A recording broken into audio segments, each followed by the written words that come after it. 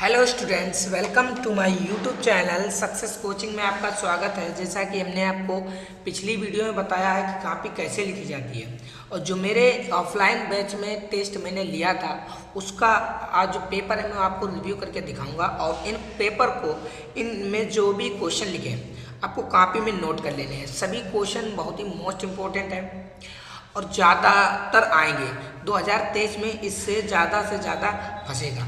तो पेपर में आपको 3 घंटा 15 मिनट का टाइम दिया जाएगा और पूर्णांक होगा 70 नंबर का। निर्देश भी लिखा होता है सभी प्रश्न अनिवार्य है, दैट मीन सभी प्रश्न को करना है तुमको। ठीक, 2023 के लिए विज्ञान का पेपर है, बहुत ही इंपॉर्टेंट है, इसे पढ़ जरूर लेना। यूट्यूब हमारे चैनल पे जो आप देख रहे हो जिसका नाम है सक्सेस कोचिंग, इसको शेयर कीजिए ज़्यादा से ज़्यादा ताकि आप भी पढ़ें और दूसरों को भी पढ़ाएं। ठीक है, तो सबसे पहले देखिए खंड आ में बहुविकल्पी प्रश्न पूछता है। अब जो पैटर्न बनेगा न्यू पैटर्न है, तो ऐसा ही बनेगा पेपर में। खंड आ बहुविकल्पी प्रश्न दिया जाएगा और जिस बहुविकल्पी प्रश्न में उपखंड का के भौतिक विज्ञान दिए जाएंगे। सबसे पहले उपखंड का में भौतिक विज्ञान के क्वेश्चन होंगे और उपखंड खा में भौतिक विज्ञान के 7 प्रश्न मिलेंगे तुमको, 7। तो देखिए पहला है, एक अवतल दर्पण की वक्रता त्रिज्या 30 सेंटीमीटर है, इसकी फोकस दूरी क्या होगी? तो तुम्हें पता है, फार्मूला पता है, वक्रता त्रिज्या r बराबर दी गई है 30 और f पूछा है तो f बराबर r/2। तो r का मान 15 रखोगे, 30 रखोगे और 2 इसको काटोगे तो 15 आएगा। तो ऑप्शन नंबर ए सही हो जाएगा, 15।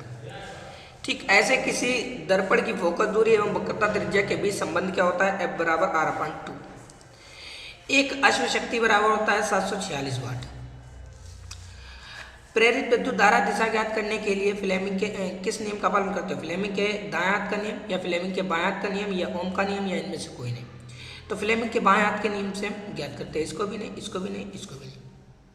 ठीक है, अगला देखिए, विद्युत धारा का मापन करते हैं। विद्युत धारा का मापन किस यंत्र से करते हैं? विद्युत जनित्र द्वारा, धारा मापी द्वारा, एमीटर द्वारा, विद्युत मोटर द्वारा। तो एमीटर द्वारा। ये क्वेश्चन बहुत ही इंपॉर्टेंट है, मैंने बहुत ही मेहनत करके बनाया है, तो इसे आपको पढ़ लेना है। स्वस्थ नेत्र के लिए स्पष्ट दृष्टि की न्यूनतम दूरी होती है 25 सेंटीमीटर। ठीक, किसी चालक में 2 एम्पीयर की धारा प्रवाहित हो रही है, 2 सेकंड में चालक में गुजरने वाले आवेश की मात्रा कितनी होगी? 4 कूलाम होगी। लगाकर दिखाऊं क्या? देखिए, किसी चालक में 2 एम्पीयर की धारा I बराबर 2 एम्पीयर दिया गया है और 2 सेकंड में t बराबर 2 सेकंड में दिया गया है। और क्या पूछा है? आवेश पूछा है। आवेश बराबर Q/I × T होता है। तो I का मान 2 रखेंगे, T का मान 2 रखेंगे तो 2 दूनी 4 कूलाम आ जाएगा। तो यहाँ पर 4 कूलाम सही है। ठीक है, अब देखिए यहाँ पर दिया गया उपखंड खा, यहाँ पर ये जो है 7 बहुविकल्पी प्रश्न दिए जाएंगे भौतिक विज्ञान के। अब आपको 6 क्वेश्चन जो है रसायन विज्ञान से दिए जाएंगे, रसायन विज्ञान के मल्टीपल चॉइस क्वेश्चन। तो देखिए पहला क्वेश्चन है, Fe2O3 प्लस 2A2L, इससे बनता है Al2O3 प्लस 2Fe। यानी कि ये पूछा है ऊपर दी गई क्रिया किस प्रकार की है? संयोजन है, वियोजन है, विस्थापन है या द्विविस्थापन है? तो यह क्रिया द्विविस्थापन है, क्योंकि यहाँ पर जो एक अभिकारक दूसरे अभिकारक का स्थान बदल रहा है। तो ऐसी क्रिया जिसमें एक अभिकारक दूसरे अभिकारक का स्थान बदल देता है उसे कहते हैं, क्या कहते हैं? विस्थापन क्रिया। चलिए देखिए नेक्स्ट देखते हैं, नेक्स्ट देखिए नेक्स्ट। निम्नलिखित किस यौगिक में एल्कोहलीय समूह उपस्थित है? एल्कोहलीय समूह बताना है। तो एल्कोहलीय जब OH लगाओ किसी भी एल्काइल ग्रुप में OH लग जाता है तो एल्कोहल हो जाता है। तो ये देखिए CH3 सिंगल बॉन्ड CHOOH। यहाँ पर अधातु क्या है? अधातु क्या है? पोटेशियम है, फ्लोरीन है, एल्यूमिनियम है, सोडियम है। तो ये फ्लोरीन है। ठीक है,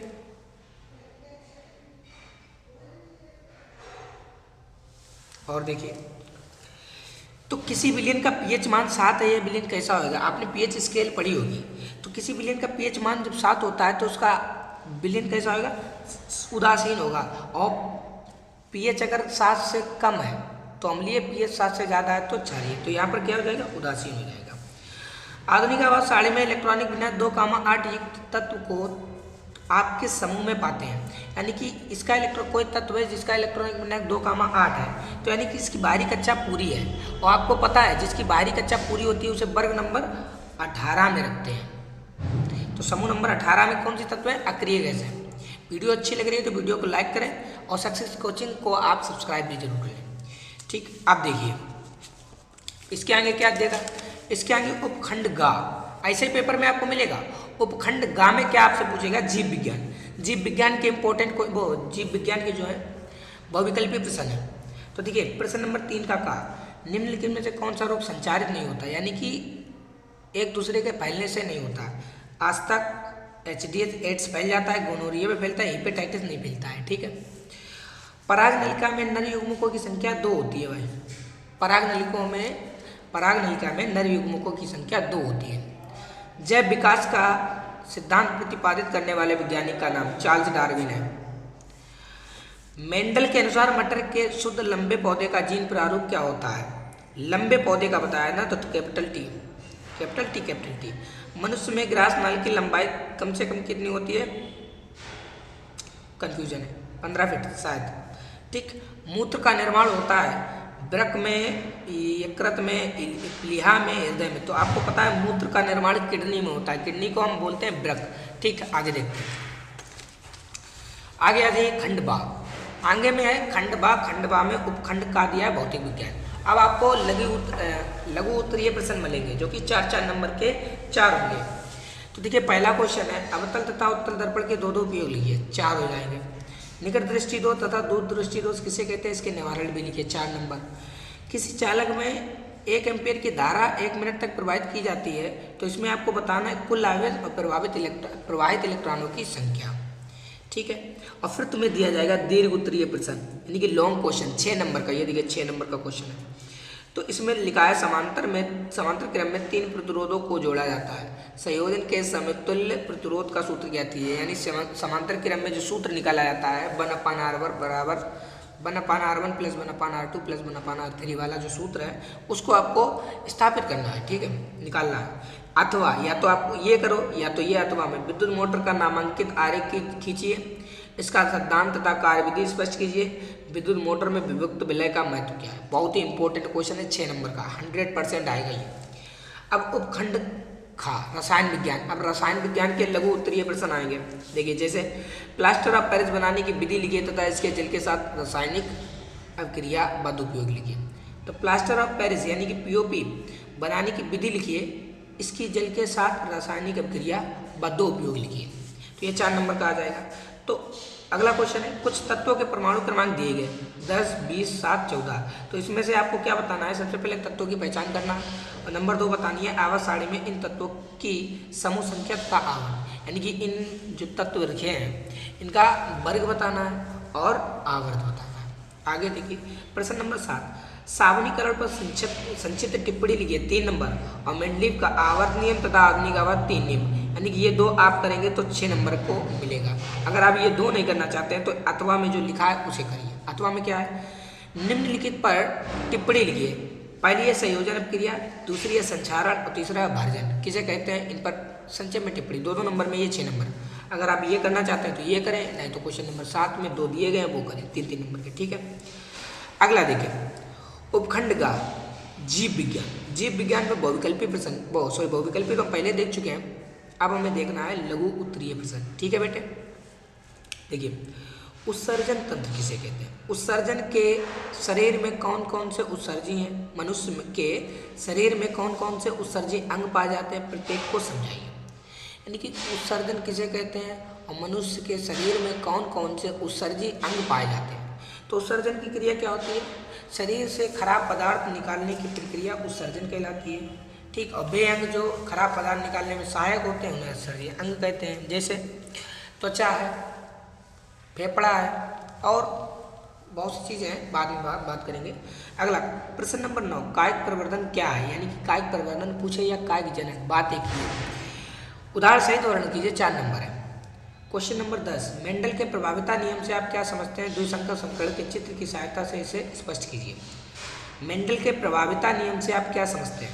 द्विसंकर संकरण के चित्र की सहायता से इसे स्पष्ट कीजिए। ठीक है बेटा, आगे देखिए प्रश्न नंबर 11, भारत में जनसंख्या वृद्धि पर नियंत्रण एवं परिवार नियोजन के उपायों का संक्षिप्त वर्णन लिखिए। वेरी इंपॉर्टेंट है, आएगा जरूर बेटा, आएगा जरूर, ये बहुत इंपॉर्टेंट है 6 नंबर का। अगर आप इसे नहीं करना चाहते हो तो इन दोनों को करिए। धमनी तथा सिरा में अंतर 4 नंबर। एलिलोमर्फ यानी कि युग्म विकल्पी एवं जीन को समझाइए 2 नंबर। तो 2 और 4 6 हो गए। तो ये पेपर है, बहुत ही हमने मेहनत से बनाया है आप लोगों के लिए और ऑफलाइन जो हम पढ़ाते हैं वहाँ के लिए। तो इसे आपको तैयार कर लेना है। अगर आप चाहते हैं कि इसकी हमें PDF चाहिए तो आप हमें कमेंट कीजिए और चैनल को पहले सब्सक्राइब कीजिए, फिर मैं आपको बताऊंगा कि आपको इसकी PDF कैसे मिलेगी। ठीक है, आप कमेंट सेक्शन में पूछ सकते हैं।